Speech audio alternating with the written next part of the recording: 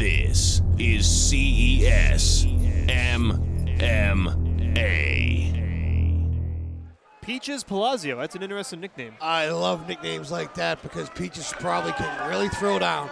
One of my favorites. Like Sweetbread or Peaches, you better be able to fight. Or Jeff's scary nickname Nader was always one of my favorites, just kind of a play on some of the generic nicknames. Well, here we go. Round number one of this middleweight bout. Joe Palazio in the white and black trunks and Joe Cronin in the camouflage trunks. Cronin, of course, the only fighter in the cage right now with pro experience. He has 2 wins under his belt. Palazio with a deep amateur background. And you saw Palazio just feint the takedown right there, and you saw Cronin bail right out, so you definitely see that that's something Cronin's concerned about is a takedown, something he must have studied or saw. And that probably comes from the Ruckus Fight Academy reputation, too, across the region. Sure. Cronin is taking his corner's advice and coming out nice and relaxed to start.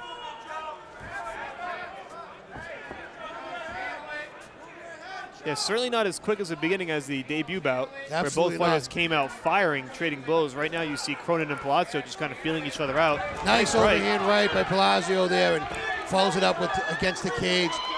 A little knee on the inside, but you can see how physically strong Joe is. Turned him right around and made him eat a knee for his trouble. Yeah, that one right on the border. Of the nice little hip toss. And look at Joe Cronin reverses him on it. Great transition, well done by both men. Yeah, great job by Cronin, both to counter, both moves, both the overhand right and that hip toss by Palazio. Very nice by Cronin.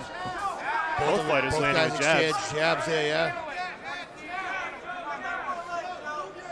Minute and a half into round number one. Good exchanges thus far, again with the jabs. Only thing I'd like to see is them more than pot shot. They're throwing one punch, one strike at a time.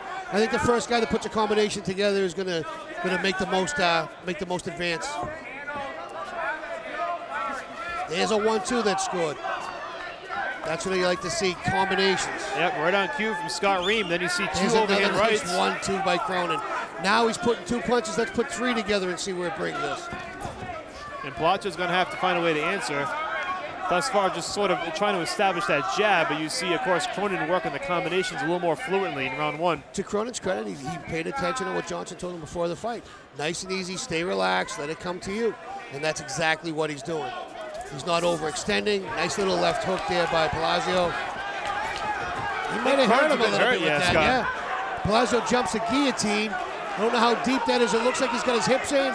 It looks deep. He's tapping. He's got it. Yep. He caught him with it. It was beautiful. He jumped that guillotine, sank it in very deep. I couldn't see his head from across the body, but because I couldn't see the back of his head, that's how you know it's fairly deep. Wow, what a great change of events. Cronin really looked like he was starting to find his rhythm with those strikes.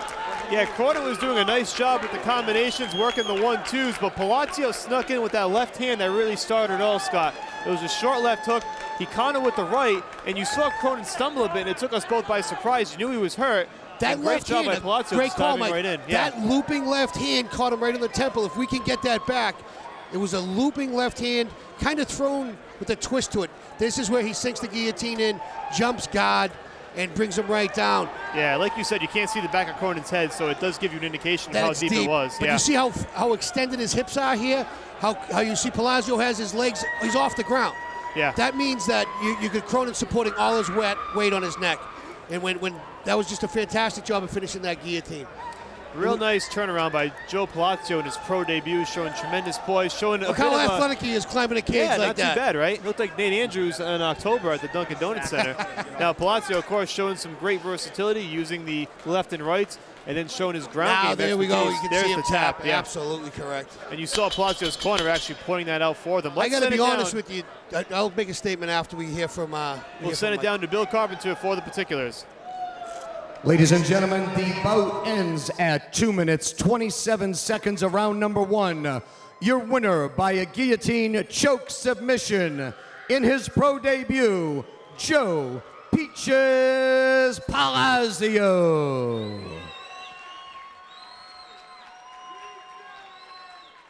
There you have it.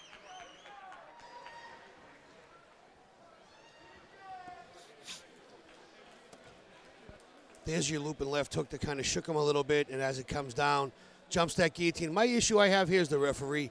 See where the referee's standing? You watch him tapping. This is fighter safety.